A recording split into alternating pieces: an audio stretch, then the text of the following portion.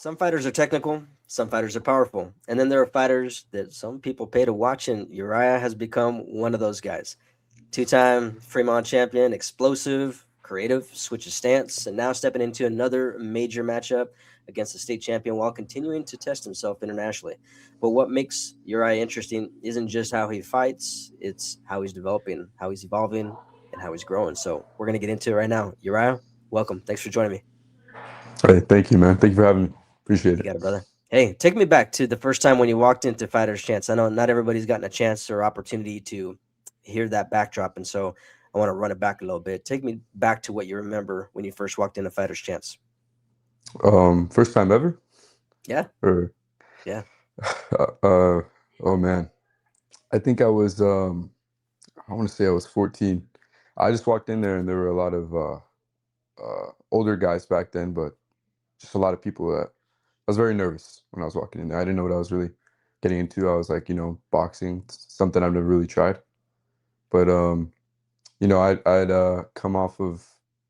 I mean, we talked about it last time, how I really got into boxing, and so I was just looking for something to give me some confidence, build me up, make me a little bit stronger, and that's what I found.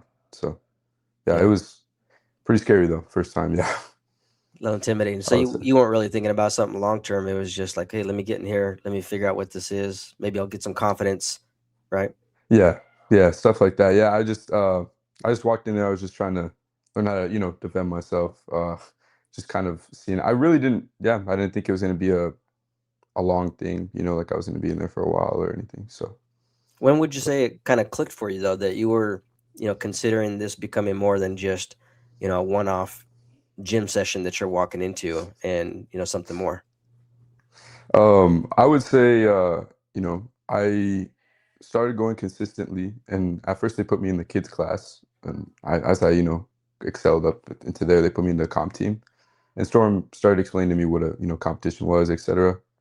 And I would say it was like really my first fight that, clicked. It clicked for me. So Yeah, what yeah. what was it about it? Was it, just getting hit and then all of a sudden now the adrenaline rushes and you're like, oh, like I feel this competitive edge about me. Like what would you say it was? I would say, yeah, a bit like that, honestly. My first fight, I was extremely nervous, still like wondering what I was getting into. I was still little. It was a stoppage, but I think it was a sense of like fairness. It was very fair. I felt most of my life, it was kind of unfair. What was going on. When I was like picked on and stuff, it was by a couple of kids. It was either three or four. It wasn't really one person. But Hmm. when I'm in that ring, it's one on one. It's all on me. And when I got it done, it just kind of felt like a sense of peace, especially when I won. My family seeing everything, and I was like, dang, I can show them what I'm truly capable of. Yeah, So yeah. That's yeah, that's interesting. So, thinking about what you just mentioned here, you said, life can be unfair, and in the circumstances that you caught yourself in, you were being bullied, by not just one person, but teams of people, let's say, yeah, yeah, and boxing allowed you that opportunity to say, "Hey, this is just me and the other person. It's all about whatever you're going to put into it." And now the rules of engagement have kind of changed.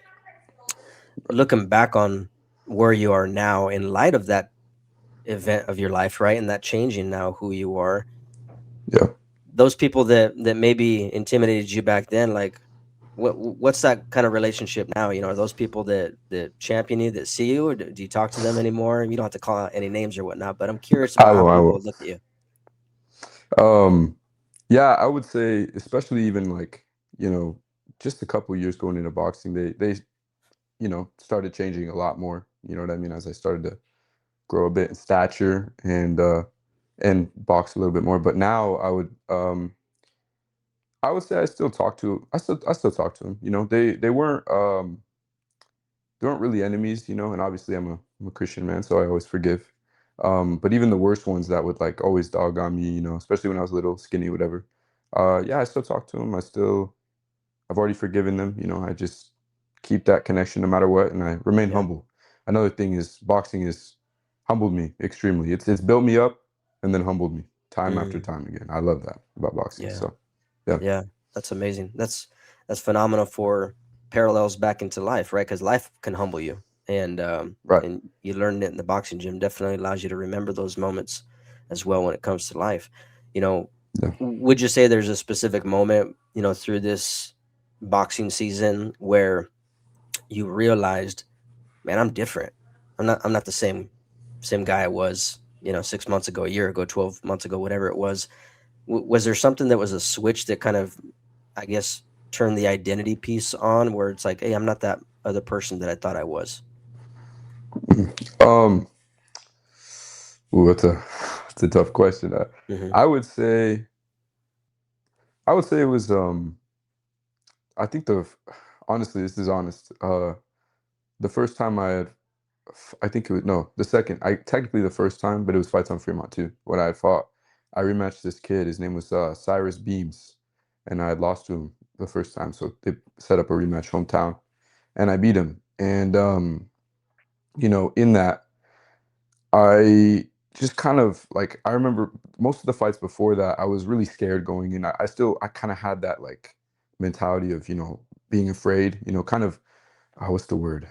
Hesitant. We're yeah, hesitant, like a pushover a bit. Like Okay. if someone told me my opponent was like scary, I'd be like, oh. Mm. But that fight going in, I'd known how he was. I'd known how he fought, and I was really going in there with like a mentality of like, I need to win this. And I think that was the turning point of like when every fight and every just in life, I had Mhm. gone in confident and being like, I need to do this. Like it's especially after the win, it felt amazing. But Yeah, yeah, that's awesome.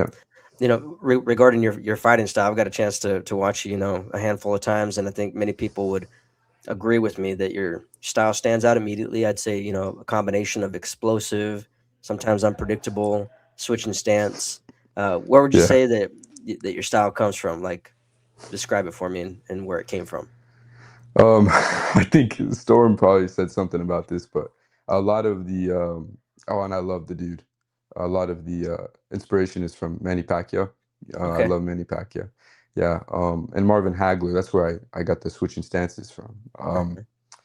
Um, yeah, I I would say a bit of the explosiveness part for sure is where I think I stand, especially in my fighting style. Um, yeah, it was a lot just from Manny Pacquiao. He throws so many punches. A lot of his power is from his legs, and that's where I really Mhm. build up from, you know. And yeah, he throws in flurries. I try to, I'm not as good as him, but I try to throw one or two punches, but Mhm. um, yeah, I think that's where it would stem from for sure. Nice. Yeah, Speaking of Manny, he's got that rematch now announced with Mayweather. I know it's many years post, when they were in their prime. yeah. Um, what do you think is going to take shape there? You think Manny's going to get his revenge? I don't know. That's it. Because all right, Manny now is even doing pretty good in his exhibition matches. Hmm. And I love Floyd. I love both of them. But even back then, I feel like that was a bit unfair. Floyd kind of ran from him for a little bit, and then took that fight. Still beat him, I'll admit. But now I feel like, as old as Manny is, I feel like they're kind of even now. Floyd Hmm. is aged, and Manny has just stayed on that level. And Floyd is, partied. He kind of owns some strip clubs and stuff now, but Hmm. doing his own thing. But I think he stays training. It'll be a bit more even now for sure. But I Nice, think Manny got that. I'm not gonna lie. nice. So For yeah, for yourself, like, as far as your style is concerned, you mentioning Manny being some inspiration behind, the way his footwork is and the explosiveness, combinations, etc. It yeah. does remind me a lot of, your style. And would you call yourself more of a reactive fighter then, or somebody more that's imposing their will on the person? Um, I would say imposing my will. I think over time it kind of developed into that. At the start, I was more of a reactive fighter, trying to counter a lot more.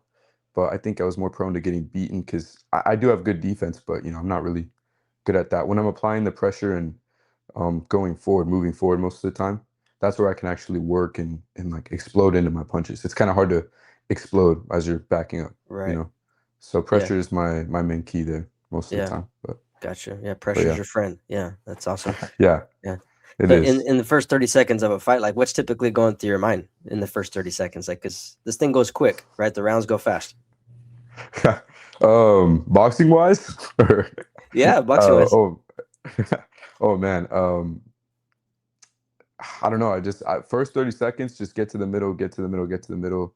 and just get that first punch. Honestly, you know, this doesn't seem like it will, but the first punch really dictates a lot of the fight. You know, Mhm. if you get hit with a pretty hard jab or just maybe even a combo, and it's happened to me. You know, at the start of a fight, it's a mental thing. It's like, dang, Mhm. like oh, he's super fast. He hits pretty hard. You know, let me back up.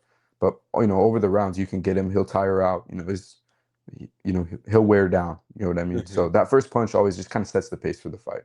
Yeah. But yeah, yeah, just getting in the middle and throwing that first punch for sure. Yeah. Well, right beyond that juncture, then, I mean, what would you say? How long does it take you to figure out who you're dealing with, typically? Typically, and I would say, do you mind if I like talk about my last fight just a little? You can Absolutely. hear Yeah. Let me hear it. Yeah, my last fight, humble dude, love him. God bless him. His name was Keegan Martell, and it was my first fight where I fought 3 minutes since I'm 17 now, and we were both I think 17. I think we might have been 18. Don't fact check me, but that first round, it honestly, he got that first round.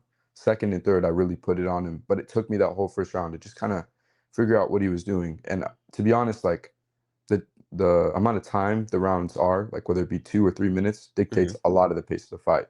That fight, I think it really just I had to read him for that whole fight. But Mhm. me and Storm worked through it over, and most of the time, to answer your question, it's about half of the first round. I think I would spend like waiting, just seeing how they box, you know, Mhm. looking at their footwork, you know what I mean, their inconsistencies, and then I would start going in and throwing punches. So, Mm. but not That's fair. giving up too enough for the judges to take over. Yeah. Yeah. You don't want to give the whole first round away, but have enough time Right. to read them. Yeah. So Yeah. I can definitely tell you're a student of the game. Which is something that definitely is a plus and a bonus for anybody that's combating at this in this particular sport.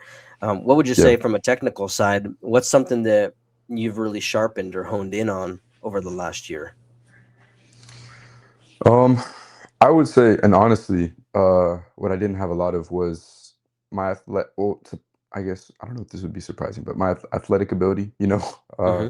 I had done track over this last couple of months, and last year I had, but weightlifting as well, just incorporating a lot of explosive movements like plyometrics and stuff Hmm. has really helped me up my power, especially because and my weight. I've gone up a weight class as well, but that's a good thing for me. So Yeah. So yeah, what are you at right now? I'm right now. I'm at fighting at or like what Mhm. am I sitting with? Yeah. I'm What are you fighting fighting at at? 155. So 155. Okay. So yeah, you are bulking up, huh? You're yeah, bumping up a yeah. bit. Okay. I'm No. getting a bit. Not fat though. Not fat. Yeah. I promise. That's awesome. Hey, so when we're talking about, because you're elevating in caliber of fighters, you're bumping up in weight now too, right? So Yeah. you're having to adjust to some different things that you're not accustomed to, but obviously it's something that you're planning for. What Right. would you say kind of separates a good fighter from someone who can actually control a fight? Um. hmm. A good fighter from someone who can control a fight. I would Yeah, say. because you. So let's word it like this: like somebody who naturally gifted, naturally skilled. Right. I can take it back to this Pacquiao versus Mayweather fight, for Yeah. example, Yeah. for the first one, right? Like you got Manny's a phenomenally gifted and skillful and athletic fighter, and then you got Hmm. somebody who, like Floyd, is very technical and not the flashiest, not always the most entertaining for some people to watch, but he's able to neutralize people in different ways that causes a problem for them, right? Um, Yeah. what do you think? What do you think separates that kind of a fighter, right? Somebody from being super technical and somebody who's super gifted. Like, what's the middle ground there, and how do you become a fighter that meshes the two worlds together? I think you're developing into that yourself. Not to hype you up or anything like that, but I think you are. I think you're Okay. developing into that Thank you. kind of guy. Um. I would say, and honestly, like I think a lot of fighters would agree with me on this.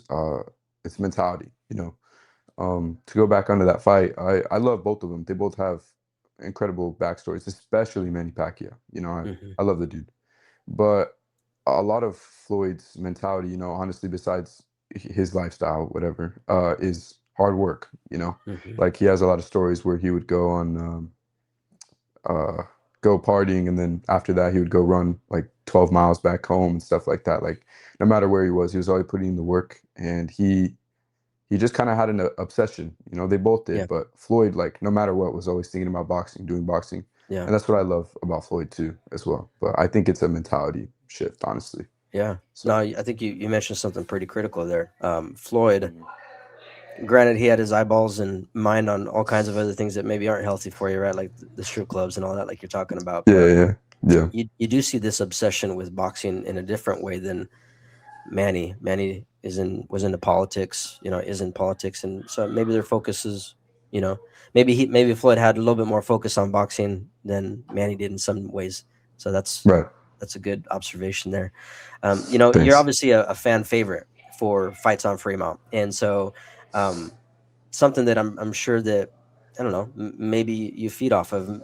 Earlier, I was talking with Storm, and we were talking about some people get really energized by fighting in front of their hometown, and other people, it's kind of an energy depletion from Mm. being in front of a hometown crowd. Like, do you draw energy from the crowd, and do you enjoy that platform of being in front of a local crowd?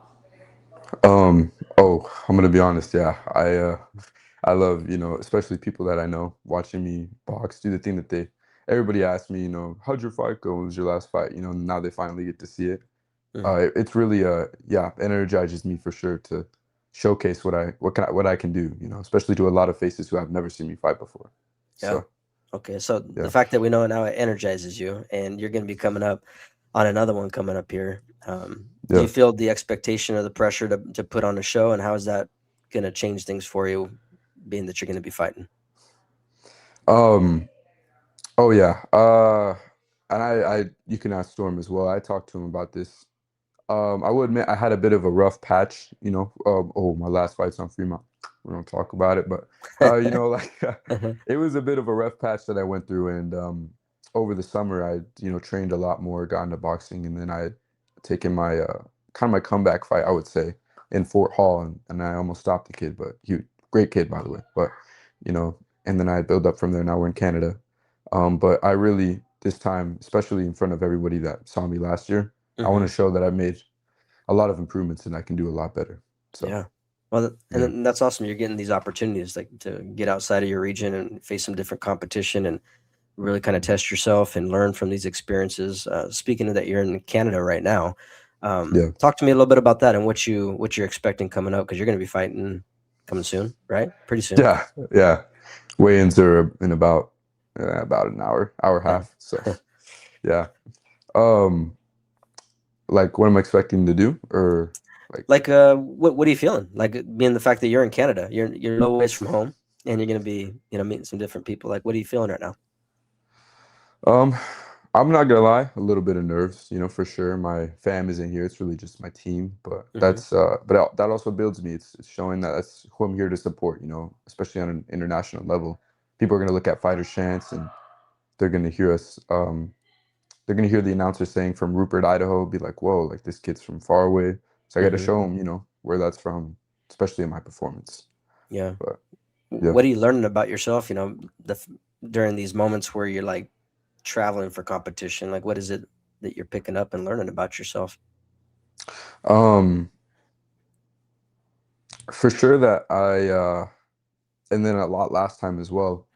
I think for the longest time I relied on, I'm gonna be honest, a lot of what's the word, like uh, not appreciation, like appeal. I don't know. I'm still trying to find the word for it. Of other people, especially my family. I love my Uh-huh. parents, but I would mainly fight just to show them that I can do this. But now that Yeah. they're not here and my family's not here, I would. My first time coming to Canada as well, I got really, really, really nervous. And I'm gonna share this story with you. I actually haven't told Storm. Only my family knows this.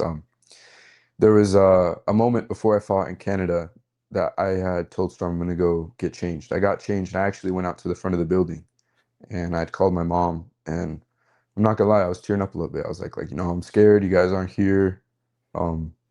I'm just like I got a little nervous. I was very Hmm. comfortable with her, and she told me, she said, "Let's say a prayer." And she got my dad on the phone. She like my they came and the three of us just said a prayer together, and I was just on the phone. And man, after that, I felt like I don't know.